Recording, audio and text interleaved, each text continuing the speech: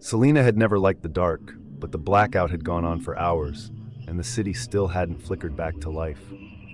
Her fourth-floor apartment felt like a cave, the windows only letting in a sliver of moonlight. She kept the curtains shut tight, not out of superstition, but instinct.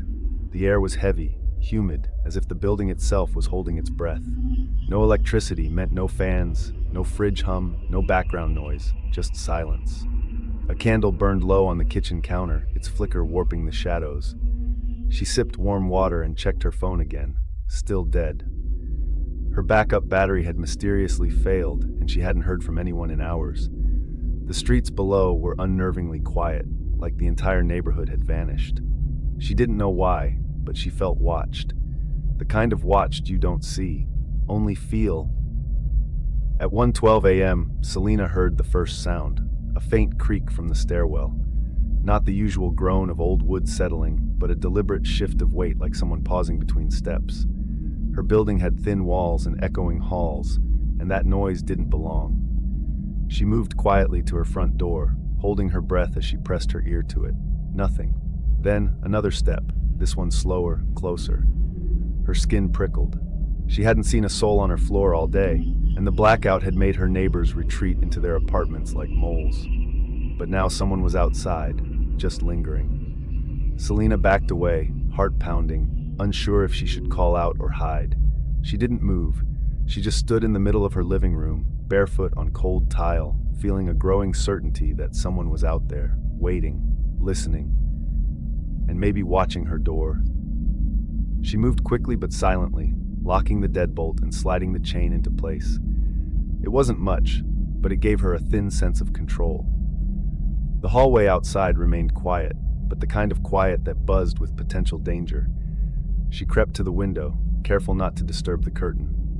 Below, the street was a black void, the usual city glow swallowed by the continuing blackout. She scanned the sidewalk, her eyes adjusting to the sparse moonlight. That's when she saw him again, same figure as the day before, motionless by the lamppost across the street, facing her building. No phone, no bag, no movement, just standing there like he belonged in the dark. Selena's stomach dropped. It wasn't paranoia. He hadn't just been passing by yesterday. He was still there, still watching, still waiting. The lights were out, but his eyes had never left her window. Selena backed away from the window, pulse pounding in her ears. She grabbed her phone again, still dead. No signal, no way to call for help. She moved to the kitchen, opening drawers as quietly as she could until she found something sharp. A paring knife, small but solid. It was pathetic, but better than nothing. The apartment felt smaller now, the shadows thicker. Every creak in the floor, every shift in the old pipes, made her flinch. Then came a sound that didn't belong. Footsteps on the stairs, slow, measured. They stopped just outside her door. Selena held her breath. A moment of silence stretched out like wire, and then a knock. Not frantic, not friendly, just firm. Like he was reminding her that he was there, that he wasn't going anywhere. She stayed frozen, knife in hand, hoping the door wouldn't move. But the handle twitched once, then again, testing. He knew she was in there. The handle stopped moving, but Selena knew he hadn't left. She crept back toward the door, careful not to let the floorboards betray her. Peering through the peephole, she expected to see darkness, but instead, an eye stared directly back at her. She recoiled, stumbling into the wall with a gasp. Her stomach turned. He knew she was watching. She backed away again, heart thundering in her chest, and locked the door a second time, even though it was already secure. Just then, something slid under the door, a folded piece of paper. Selena stared at it, unwilling to touch it, but after a long moment, she picked it up. 3 words, scrawled in uneven handwriting, "Don't be afraid." Her hands shook. Was it a taunt? A warning? Her knees buckled as she slid to the floor, clutching the knife with one hand, the note in the other, surrounded by candlelight and silence. Minutes dragged like hours. Selena kept her eyes on the door, waiting for another sound, another knock, but nothing came. That stillness, the waiting, was somehow worse. She thought of calling for help, but her phone was long dead, and even if it weren't, the blackout had silenced every signal. Outside her window, the street below was empty, bathed only in the dull silver of moonlight. No cars, no lights in other buildings, just stillness.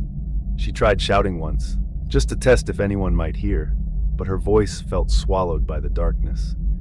That's when she heard it again, a low, deliberate creak from inside the apartment, not the hall. Her blood froze.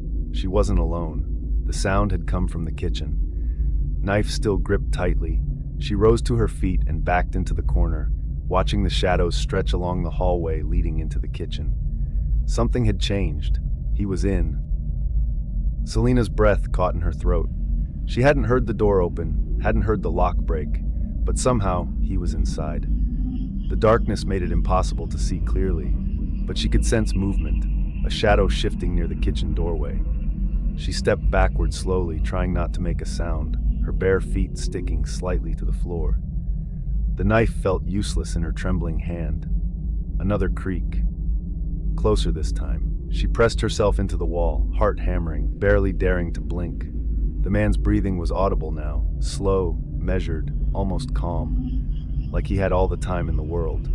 Selena realized with a jolt that he was savoring this. He wanted her to be scared, wanted her frozen in place, waiting. That thought pushed something inside her to snap. She wouldn't just wait to be caught. She had to move, had to survive. Quietly, she began sliding toward the bathroom, the only door she could lock. Her hand reached for the bathroom door handle, but before she could turn it, a soft thud echoed from behind her. She whipped around, pulse racing, her heart now lodged in her throat. The silhouette of the man loomed closer, barely visible in the dark, but she could feel his presence. Right there, just beyond her reach. She took a step back, gripping the knife with both hands, sweat beading on her forehead. The apartment was suffocating now, the air too thick, too still. Every breath felt like a battle. He was too close, too dangerous. A dark whisper floated toward her, but the words were indistinguishable. She couldn't understand it, but the intent was clear. He was playing with her. She knew she had one shot, either the bathroom or the window. But the window was too high up, too far for her to climb down without being noticed. She had to make it to the bathroom. She lunged forward, pushing the door open just as he reached her. The bathroom door slammed shut behind her with a deafening bang, and Selena's chest heaved as she pressed her back against the cold tiles. She could hear his slow footsteps nearing, each one like a countdown, bringing him closer to her. Her mind raced, the knife clutched tightly in her hand. The bathroom felt impossibly small, the walls closing in as her breathing quickened.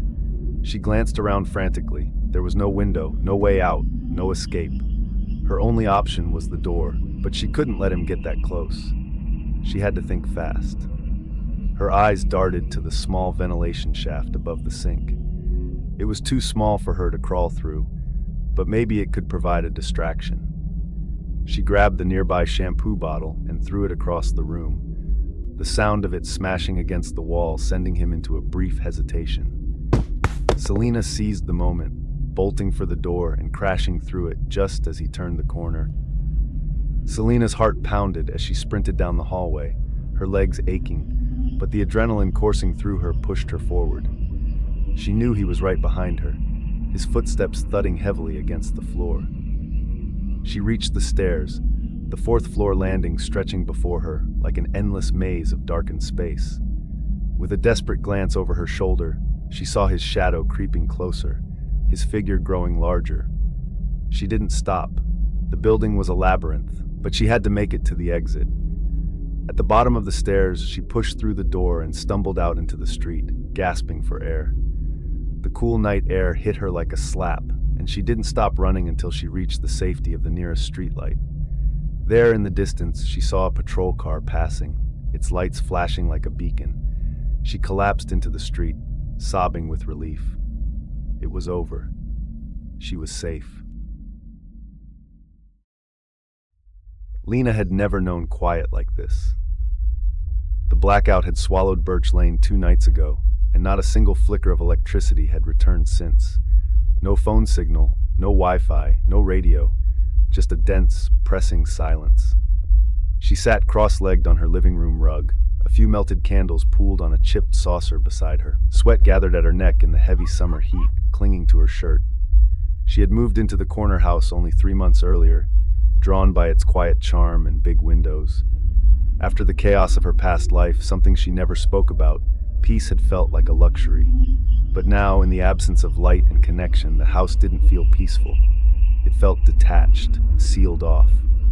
She checked her phone for the 100th time. No bars, no service, just her reflection in the dark screen and the hollow quiet pressing against her walls. Something about it all felt wrong.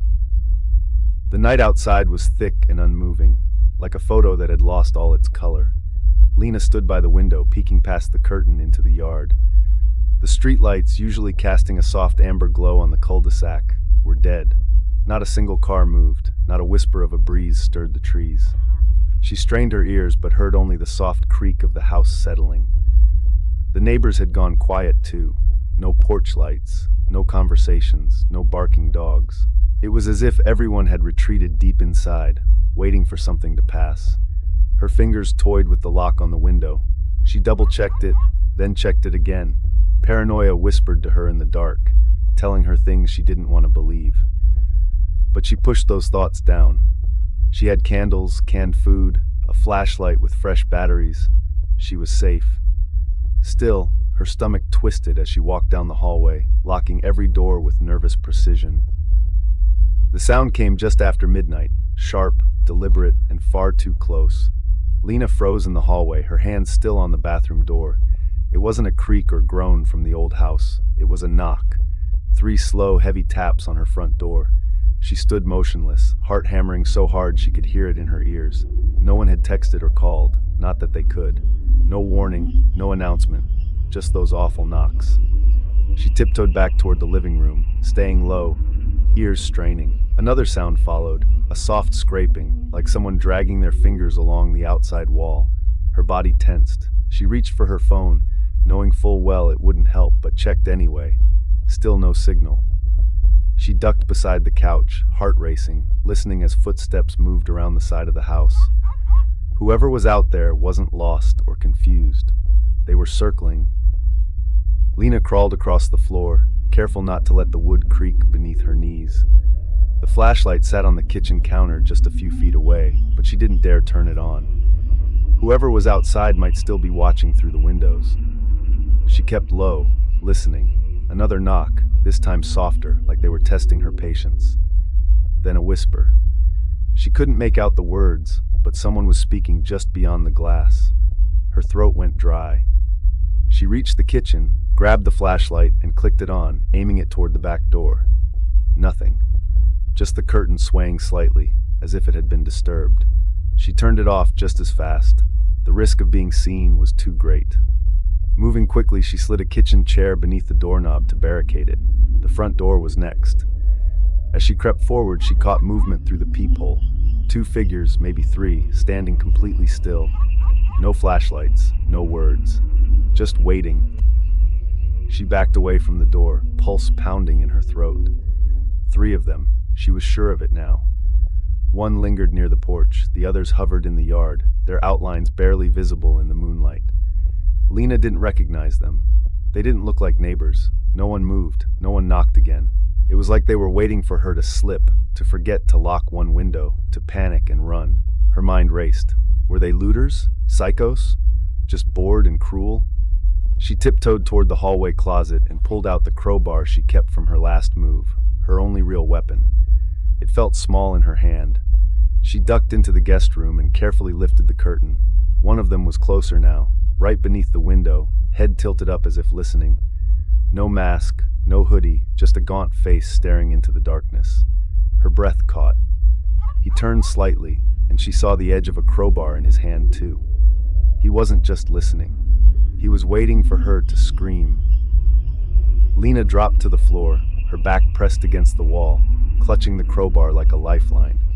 Her fingers trembled. She crawled out of the guest room, careful not to bump the furniture, each movement silent and deliberate. Somewhere outside, gravel crunched. One of them was moving again. Then a noise from inside the house stopped her cold, the distinct sound of a window sliding open. Not fully, just enough to make her blood run cold. She hadn't heard glass break. They'd found one unlocked. Her breath came in shallow gasps. She gripped the crowbar tighter, inching toward the sound. The guest bathroom window, she realized, didn't lock properly. She had meant to fix it, but never got around to it. Now it might cost her. She heard a boot land softly on tile. Someone was inside. No more silhouettes, no more waiting. The home invasion had begun, and she was completely alone. Lena retreated silently into the hallway, crouching low, every instinct screaming at her to run. But where? She couldn't risk making noise. The soft thud of another footstep echoed from the bathroom, followed by the creak of the door slowly opening. Whoever it was, they were being cautious, methodical. She slipped into her bedroom and closed the door with agonizing care, shoving a dresser in front of it as quietly as she could manage. Her hands were slick with sweat. In the dim glow of her last candle, she saw her reflection in the mirror, wide-eyed, pale, feral with fear. A floorboard creaked outside her room, then another. She crouched beside the bed, crowbar raised, every muscle tense. She held her breath, listening as the footsteps drew closer. There was a pause, a breathless silence, and then the knob jiggled, slow at first, then harder. He was trying to open the door, and he wasn't alone. Another set of footsteps padded down the hall. The door shuddered against the dresser as one of them pushed harder, testing its strength. Lena clenched her jaw, trying not to cry out. Every thump echoed through her body. She backed toward the window, praying they hadn't cut off her escape. But outside was worse. Another man stood just beyond the glass, staring in, face ghostly pale in the candlelight. How long had he been there? She dropped to the floor, heart pounding so loud she was sure they could hear it. Then something clattered down the hallway. A vase, maybe, knocked over by one of them. They were inside, splitting up, trapping her. She could hear their low voices now, muffled but close. One said, "Check the closet." Another whispered, "She's in here." Panic threatened to take over. Her phone was still useless. No bars, no help. Just three strangers closing in on her in the dark, one locked door between them, and nowhere left to hide. Lena made her choice. She grabbed the crowbar, yanked open the bedroom window, and threw herself onto the roof of the porch below. Her bare feet hit the shingles hard, but she didn't stop. Inside, the door finally gave way. She heard the dresser crash and the rush of footsteps. They were shouting now, angry and urgent. She slid down the edge of the roof, her fingers scraping rough brick as she lowered herself into the bushes. Thorns tore at her arms, but adrenaline dulled the pain. She hit the ground running, heart punching her ribs. She darted between houses, keeping low, not daring to look back. The neighborhood was still pitch black, but something shimmered in the distance. One single bar of signal flickered on her phone. She dropped behind a hedge and raised it, holding her breath. For a second, it disappeared, then came back. She dialed 112 with trembling hands. A click, then a voice. Real, alive. "Emergency services, what's your location?" Lena choked out her address, whispering it twice before the line crackled. "They're inside my house," she breathed. "3 men. I'm outside now. Please, please hurry." The operator's calm voice grounded her just enough to stay focused. "Stay hidden. Officers are en route." A wave of relief nearly dropped her to the dirt, but movement in the shadows snapped her back. One of them had followed. He was scanning the yards, moving slow, deliberate, like he could smell her fear. She crouched lower, phone pressed to her chest to block the light. A flashlight beam cut through the dark behind him, then another. Blue and red lights suddenly flared at the end of the street. Sirens wailed, splitting the silence like a scream. The man turned to run, vanishing between houses. Lena stayed frozen, tears streaming down her face, until a police officer's voice called her name. Finally, she let go of the crowbar and collapsed into the light.